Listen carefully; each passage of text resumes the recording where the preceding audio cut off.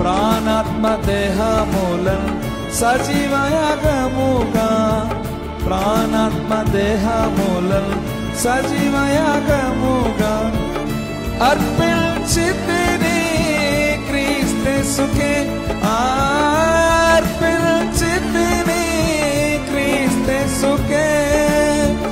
ఆత్మల రక్షణ భారము కలిగి, ఆత్మల రక్షణ భారము కలిగి తుది శ్వాస వరకు సేవింతును, తుది శ్వాస వరకు సేవింతును.